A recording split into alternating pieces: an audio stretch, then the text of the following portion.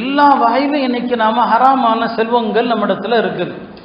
நம்மில் பலர் ஏமாற்றத்தில் இருக்கிறாங்க. ஹராமான செல்வம் குறிப்பிட்ட ஏதாவது ஒன்றை இது ஹராம் என்று விளங்கி கொண்டு இது வச்சிருக்கிறவர் ஹராம் வச்சிருக்கிறாரு, வட்டி தொழில் செய்கிறாரு, ஹராம் வச்சிருக்கிறாரு நம்ம நினைக்கிறோம்.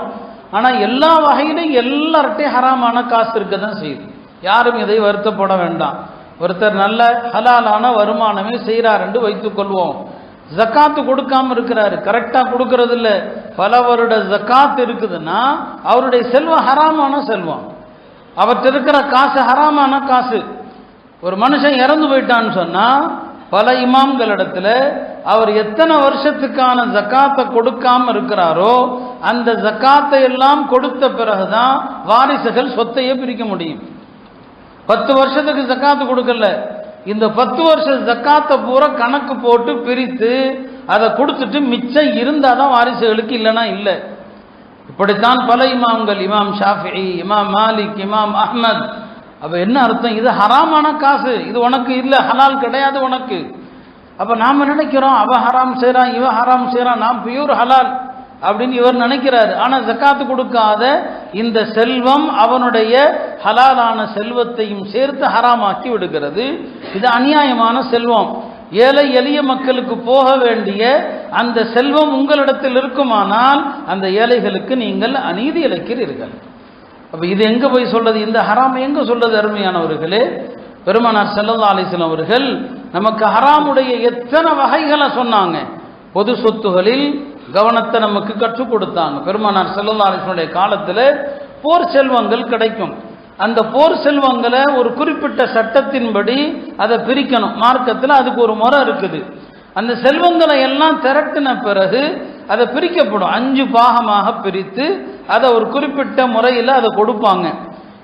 அந்த செல்வத்தை, போர் செல்வத்தை பிரிக்கிறதுக்கு முன்னால அதுல யார் எதையும் கையாடல் செய்யக்கூடாது, எதையும் எடுக்கக்கூடாது. சிறியதிலிருந்து பெரியது வரைக்கும் எதை எடுத்தாலும் அதற்கு வந்திருக்கிற எச்சரிக்கை கடுமையானது. ஒரு போர்ல நபி ஸல்லல்லாஹு அலைஹி வஸல்லம் அவங்க இருந்தாங்க, போர் முடிந்து விட்டது, கடுமையான வெயில்.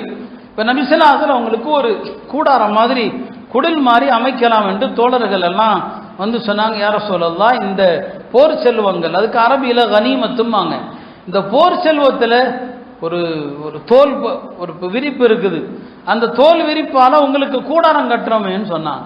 நபி ஸல்லல்லாஹு அலைஹி வஸல்லம் கேட்டாங்க, அனித்இம் மின் நித்இன் நனார், என்ன எனக்கு நரக நெருப்பினால் கூடாரம் அமைக்க போறீங்களான்னு கேட்டாங்க. நரக நெருப்பினால் எனக்கு கூடாரம் அமைக்க போறீங்களா? பாருங்க, போர் செல்வத்தில் இருக்கிற அந்த பொருள் உரிமையாளரே நபி ஸல்லல்லாஹு அலைஹி வஸல்லம் அவங்க தான்.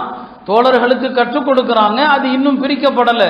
அது யாருக்கும் பிரித்து கொடுக்கப்படுறதுக்கு முன்னால எனக்கு அதை கூடாரமாக அமைத்து அதிலிருந்து நான் நிழல் பெற்றேன் என்று சொன்னால் இந்த நிழலும் எனக்கு ஹராம், அது எனக்கு அனுமதி இல்லைன்னு சொன்னான். இன்னைக்கு பொது சொத்துல நாம என்ன செய்வோம்?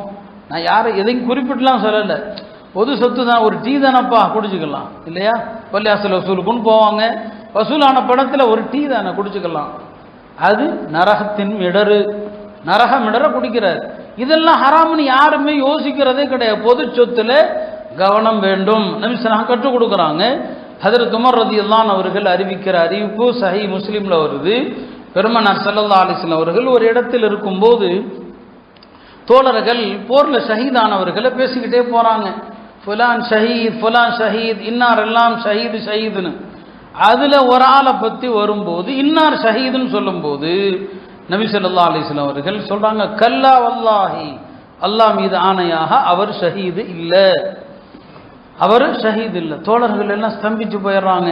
என்னடா இது, எல்லாத்தையும் விட்டுட்டு அல்லாஹ்வுடைய பாதையில வந்தாரு, உயிர் என்னங்க கடுமையாக போராடினாரு, மௌத்தா போயிட்டாரு, பெருமானார் ஷஹீது இல்லைங்கிறாங்க. அதோட நிறுத்தல, இல்ல இல்ல அவர் நரகத்தில் இருக்கிறார், ஃபீ புர்தத்தின் கல்லஹா, அவரு இந்த கனிமத்து மௌத்தாகிறதுக்கு முன்னால இந்த போர் செல்வத்தில் இருந்து ஒரு போர்வை எடுத்துட்டார்.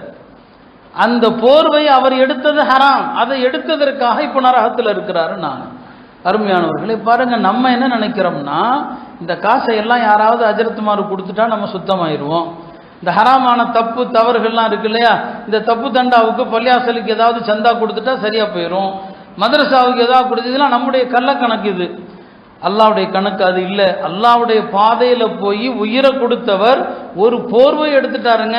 சொன்னாங்க ஃபி புர்தத்தின் கல்லஹா, அவர் அநியாயமாக மோசடி செய்த அதற்காக நரகத்தில் இருக்கிறாருன்னு சொல்லி இந்த அறிவிப்பு எல்லா சஹாபாக்கள் காதலை விழுந்ததும் எல்லாருமே பெருமானாருக்கு முன்னால் ஒருத்தர் கொண்டு வந்து 2 செருப்பு வார போடுறாரு. நான் இந்த செருப்பு வார தான் எடுத்தேன் பாவா, நீங்கள் இப்படி சொல்கிறீங்களே. பெருமானார் என்ன சொன்னாங்க தெரியுமா? ஷிராக்கானி மின்னார், இதை நீ கொண்டு வந்து கொடுக்காம இருந்த இது நரகத்தினால் ஆன 2 செருப்பு வாருன்னு சொன்னாங்க. நரகத்தினாலான 2 செருப்பு வாரு கொண்டு வந்து வச்சுட்ட, தப்பிச்சிட்டேன்னு சொல்லி எல்லாம் ஒவ்வொன்றா கொண்டு வந்து போடுறாங்க. சின்ன சின்ன பொருள்களை கொண்டு வந்து போடுறாங்க. ஆமாம், இந்த ஊசியை விட சிறியதோ பெரியதோ எதை நீங்கள் எடுத்திருந்தாலும் அதை என்னிடம் ஒப்படைக்காமல் இருந்திருந்தால் அது நரகமேன்னு சொன்னாங்க. அருமையானவர்களே, ஹராமான செல்வங்கள் என்பது நாம் எண்ணி இருப்பது போல ஏதோ கொஞ்ச நஞ்சம் அல்ல.